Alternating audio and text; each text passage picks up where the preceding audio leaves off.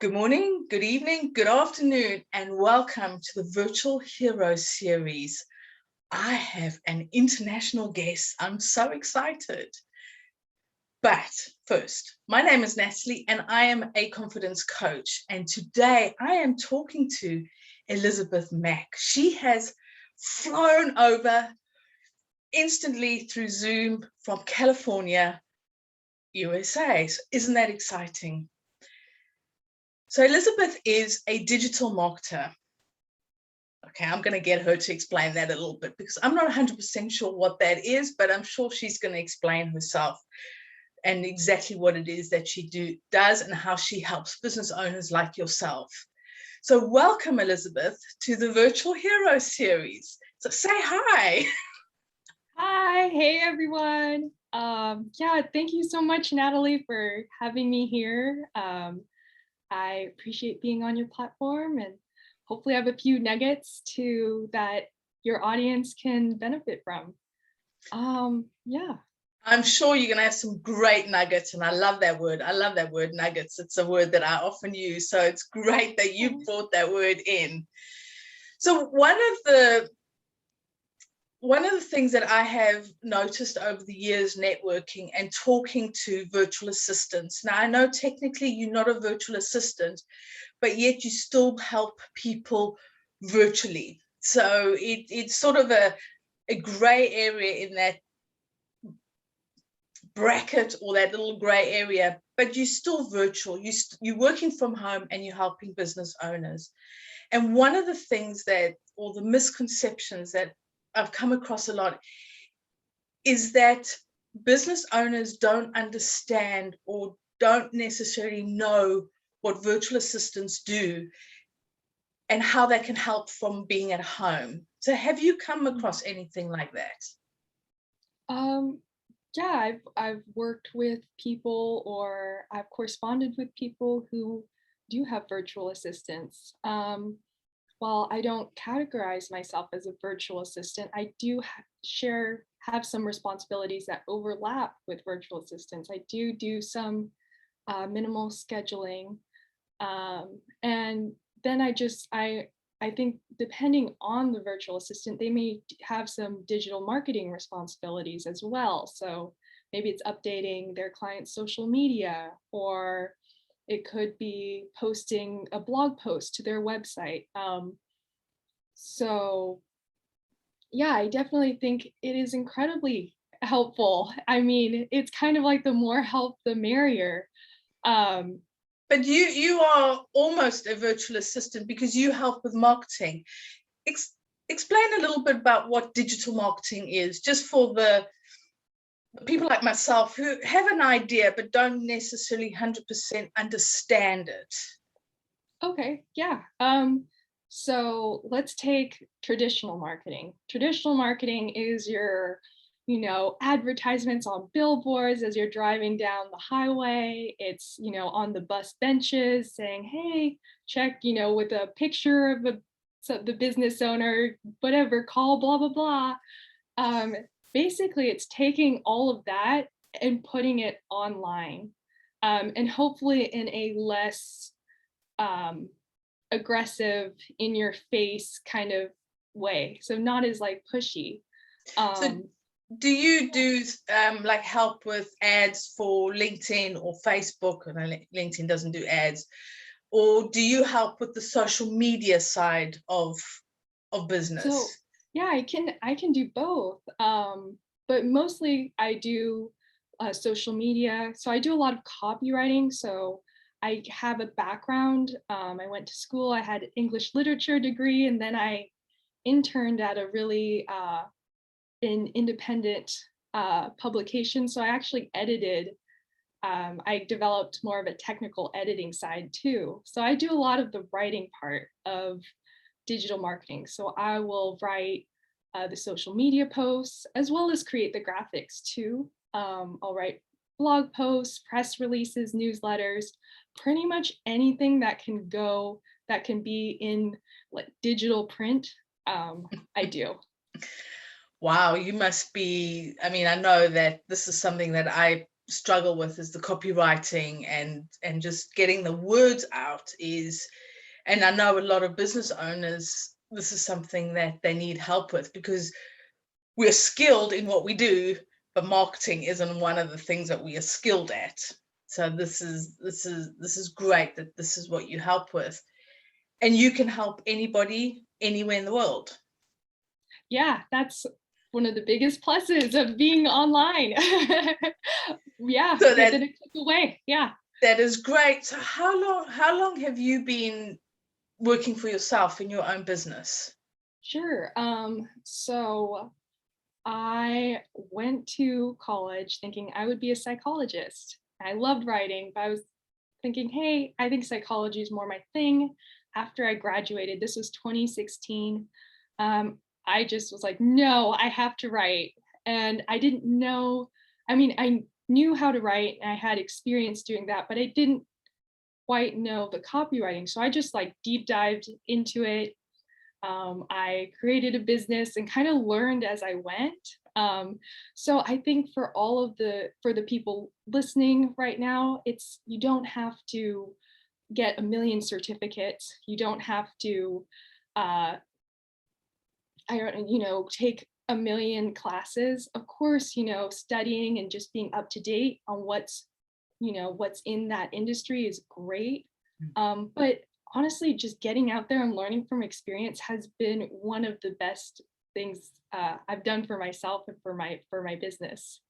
So you've gone from wanting to do psychology to Yes, digital and just marketing. yeah, and then 2021, here I am. So It'll be interesting to see where you land up in 10 years' time. yeah. So, so what made you then decide to have your own business instead of going and working for somebody else in corporate as a copywriter or something?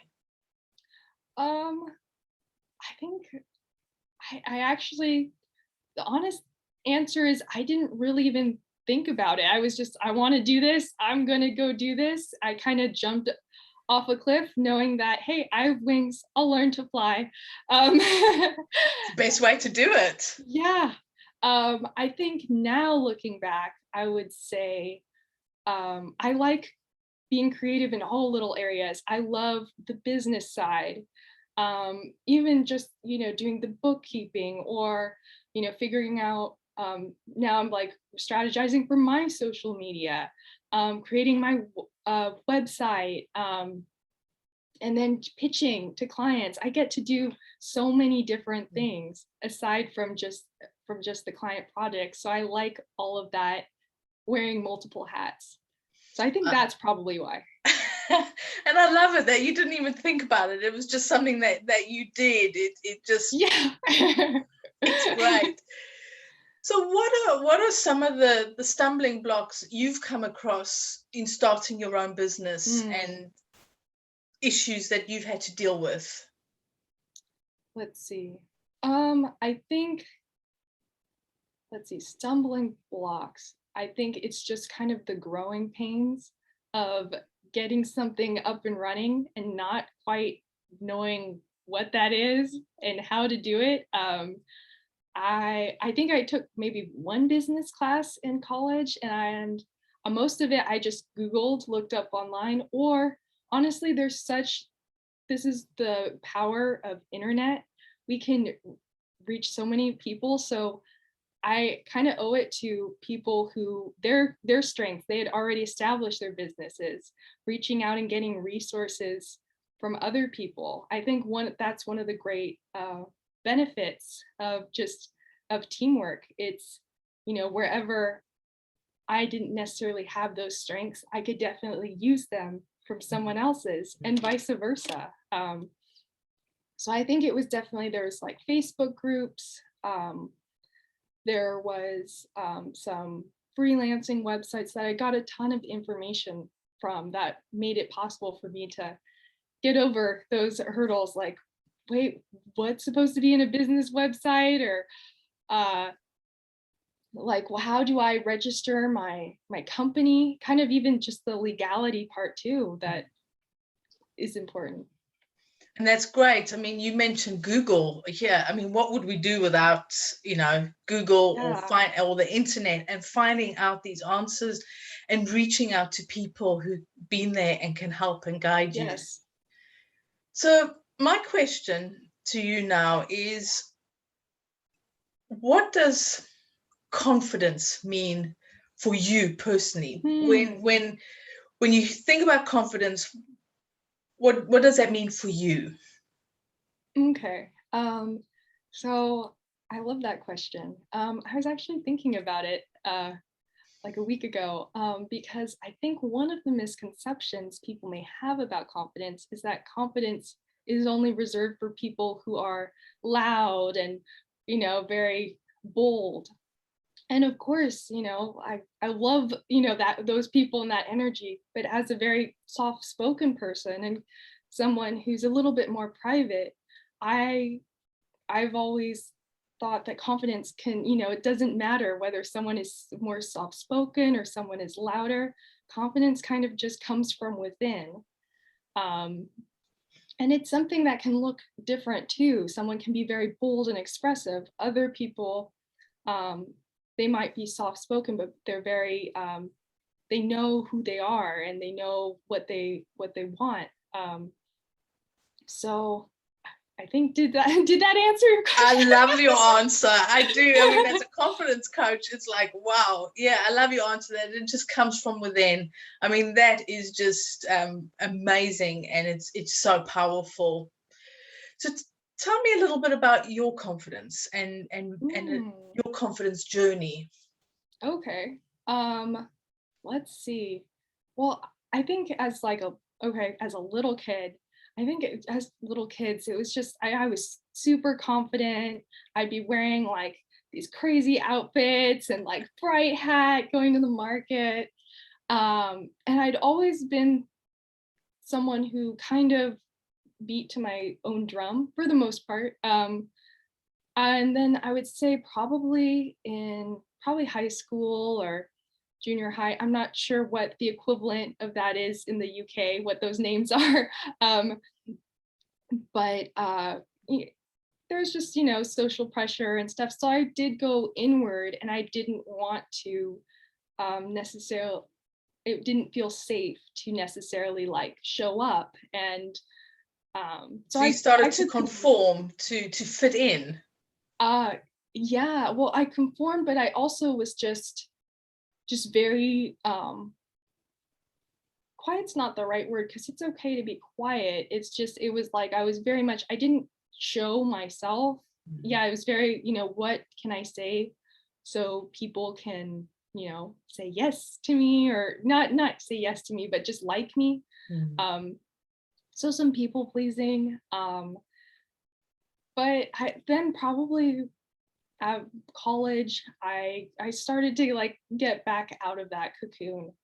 And now it's like, I don't know, I just notice as I get older, it just kind of is something that naturally I return to and tap back into. I think it helps. I love getting older because it's like, oh, I get more wisdom. So that's fantastic. I mean, that's so great. And that you had your confidence, you lost your confidence, and then you're finding it again. You're finding out who you are again. And so many people who, have been your age years ago would must probably wish that they had your wisdom that you've got now then as well. And this is great that you are starting to find yourself again and starting to connect with you. So you're wearing your nice bright hats to market? No, but you know what? I've been buying some like super fun clothes. Ooh. So that'd be really great. Loving getting back. So that'd be really great to go show off these new clothes and just start to be yourself. So while you were, on your journey, and this can be something that's happened recently, or it can be something that's been a while ago, is what blocks you sometimes with confidence? What sort of just gets in your way? Let's see. I think it can be let's see, I'm thinking about it. I think when I can sometimes get into a mode of trying to say yes to everyone, um, trying to make sure everyone's other their needs are met. Um, and not, there'll be times where I forget to check in with myself, be like, is this what I really want? Is this um, do I really want to, let's say, I don't know, hang out with that person right now? Or, do I need to go am I really craving like yoga or some deep breathing to kind of like center myself? It can be the same in business too. There's just, I think sometimes there's that scarcity mindset, which I can fall into too. And I try not to, but where it's like, oh, I need to make sure that client, I onboard that client, even though I might, if I check in, it's like, I don't know if we'd be a good fit. And so I've gotten definitely better at that. And I think it helps both parties. I think for people who are scared of saying no, even though it's not a good fit, to realize that, hey, they're going to appreciate that too. It might not be now, but it's going to be later on, because the universe, it works in mysterious ways. They're going to find someone else who's they're going to click with, and it's going to be it's just going to be great for everyone. So I think um, just like confident speaking, I realizing that there's so many opportunities out there. Um, and there are just people lining up to sign up with, that are perfect for what you're selling, or what you're offering. Yeah. And I do love how you say is checking in with yourself, because yes, I mean, as business owners, it's very easy to say, yes, I'll do that, yes, I'll do that, yes, I can do that, yes, I can do that, and then before you know it, you're just overwhelmed with projects and stuff, because you didn't want to let somebody down, you wanted to people please, you were in scarcity, whatever the reason, and you didn't stop to check. So this is where I allow my guests, how does that sound? I invite my guests to ask me a question. So you can ask me a question, anything around confidence. Okay. Let's see. Confidence. How has your idea of confidence changed throughout? You can pick whatever time period. Like perhaps you started out thinking confidence was a certain way, your definition changed, and now to where it is now. Wow, that's an interesting question. I like it. So my confidence was non-existent. And I had the belief that you were born with confidence, and if you had it, you had it. If you didn't, you didn't. And I lived most of my life that way, and just allowed opportunities to pass me by, and I just became a real hermit. And when I started my first business, due to having to leave employment and just through circumstances, I needed to work for myself. And it was only once I started to learn about business and learn about talking to people, I then realized that confidence was actually something that was important, and that you could learn, you could work on, you could bring it into your life. So what I then did is I really learned about confidence and really wanted to understand what it was as a subject, as well as ways that I could help myself to become confident. So to answer your question, where I started was confidence is for other people. There's no way I'm ever going to have it because I've never had it. To actually, everybody has their own superpower of confidence within them. It's quite a leap. It's taken 8 years, but it's happened. I love it. So as I I always talk about confidence being a superpower. So I have to bring that in, and everybody's their own superhero. So you've been in business, you met some amazing people, you've learned some great lessons that I wish I had learned when I was your age. I really do. But what is the best bit of advice you have ever been given? Ooh, ever been given. Okay, this is going to be like a cliche one, but I feel like I'll explain after. It's literally you do you. And what I mean by that is I think I liked what you said right there, where there's like a belief that, okay, these people have confidence, these people don't. I'm in that category, so I won't. I think there's a lot of that kind of beliefs out there in business in other areas too. Okay, this is how I'm supposed to schedule. I'm supposed to do it this way. This is how I'm supposed to I'm supposed to be super professional and blah blah blah. And if that's your style, that's great. But if it's not and you feel like you have to, that's how I interact with my clients because I'm supposed to. All of those halves, I think it goes back to just you do you, like to replace the halves with, or okay, let me rewind that, but just to, you get to decide. I think that's one of the great things about being a business owner, or if you have like a side hustle, is that like take scheduling, for instance. I learned that I can't just do make a list and do, this, then this, then this. That's just not how my brain works. I actually like create this kind of like, I'll draw in like this kind of circular thing. I mean, people will look at it and be like, what? This looks like some like one of those game boards or whatever. But for some reason, it clicks with my brain. I'll do colors and stuff like that. So I think we, don't have to be in a box. We can choose how we want to show up for our business, how we want to show up for others.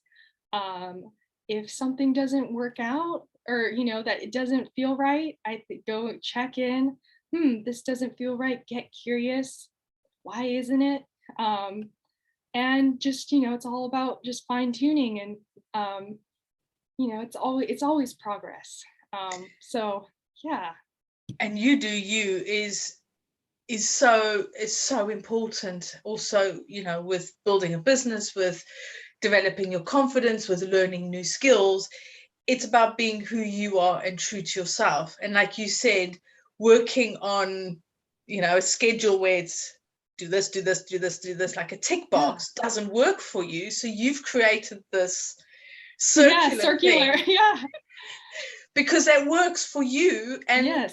So why not? Yeah. And it's being true to yourself. It's really being who you are and finding the ways that suit you and work well with you. Yes. I love that. You be you. It's great advice. So what is a top tip that you can share with other business owners or with fellow market developers or digital marketing, anybody? What are some top tips that you can share with us?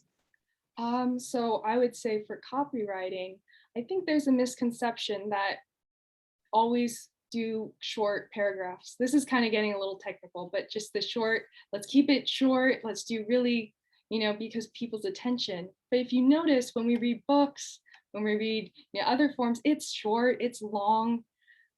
There's different styles. So I would say for copywriters or just people that do their own social media, you can put in a mix of short sentences and long sentences to really play with and give it that flow. I would also say, emojis. I think there are websites you can do to make sure like some words you can bold and italicize for your social media posts to break it up, because visually sometimes those long blocks of text can get a bit much. I would say, and that goes, there's a really great freelancer, her name is Kat Bogard, and a great tip that I would love to pass on from her was in regards to pitching. So, and pitching is really just a personalized email advocating for your services. And hopefully it's sent to someone you would love to work with and partner with and you believe would be a good fit. To put emojis and bold and italicized, to really format it and make it just very nice and neat and packaged for the recipient. Let's see. I would also say this is a little controversial, but I don't think a misconception is that people have been saying charge based off of your value or your worth. And personally, if our worth and value do not have a dollar sign or a pound or euro, it would be infinite, trillions of billions. So I would just say to, of course, do not undersell your services, but to go and look at what the market value is for your services and have it be to go more. That's my advice, just to go more in that direction versus, well, I'm worth more, I'm going to charge more. I think it's great to, like a starting point, but I don't know, I don't want people to mix up their worth and their services. It's, let's see if there's, and then just in general, whatever you can do to just calm yourself or to get yourself centered, whether that's deep breathing, yoga, going for a walk, so you can really be present with your clients, and show up to them in as much of an authentic way as you can.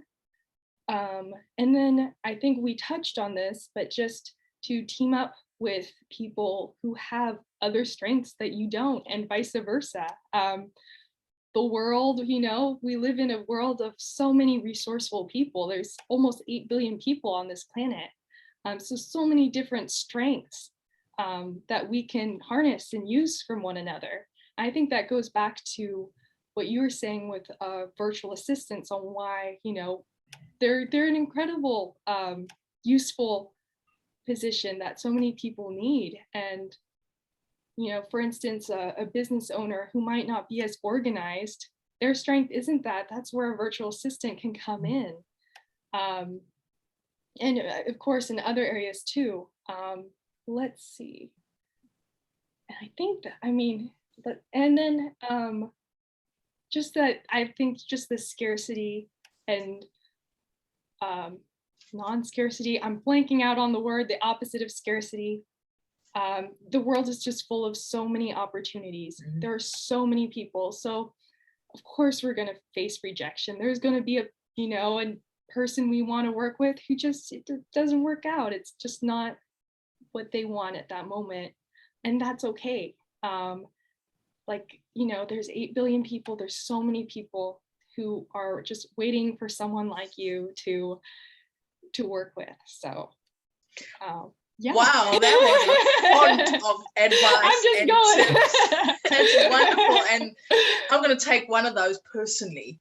And it's I love the one you gave for copywriters. And I'm not a copywriter, but I write my own blogs, and that I can write short sentences and long sentences. Exactly. Oh, yes, thank You're you. allowed to do that. Thank you. So it's really useful advice, because it can help any business owner. It's yes. You are right. There is this, sometimes gets this fear of scarcity, but there is abundance in the world. Yes, exactly. There is so much opportunities. There are so many people, and we can't work with everybody. And to be honest, we don't want to work with everybody.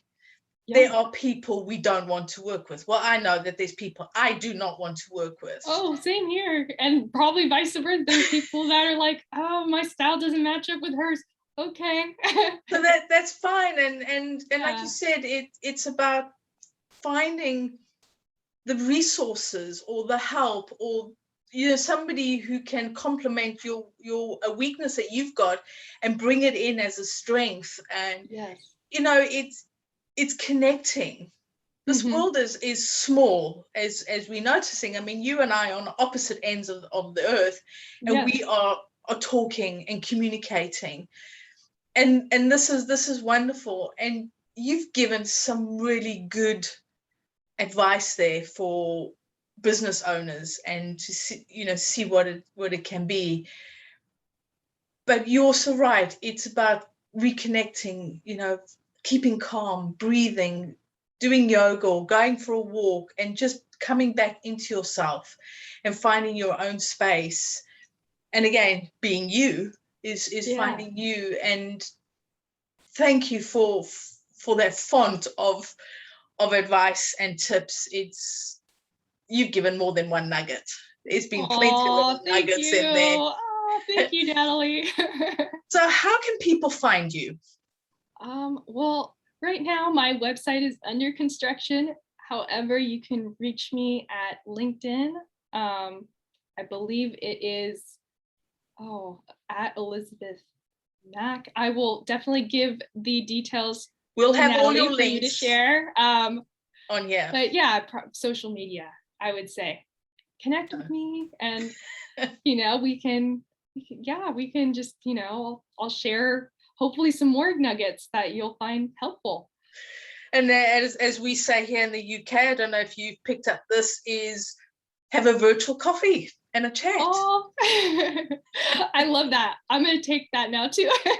You take it, girl. It's something that often goes around when you want to meet with somebody and get to know them. You have a virtual coffee and a chat to see if you can work together or whatever it is. And it's really nice because it's a way that it's a friendly, for me, I understand it as a friendly conversation to see if there is progress or not, but the only way you find out is having a virtual coffee and a chat.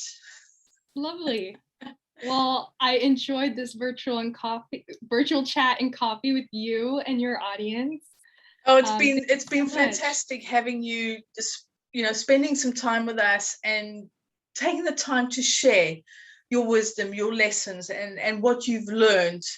And I love that you just didn't even decide to have a business, but just have a business and what you're learning. Like I said, if I knew this when I was your age, this is, you are on a path that's going to wield your oyster, as they say. So thank you so much for taking the time and sharing with us. And thank you for watching. And I hope you've enjoyed and taken these nuggets that Elizabeth has shared with us today.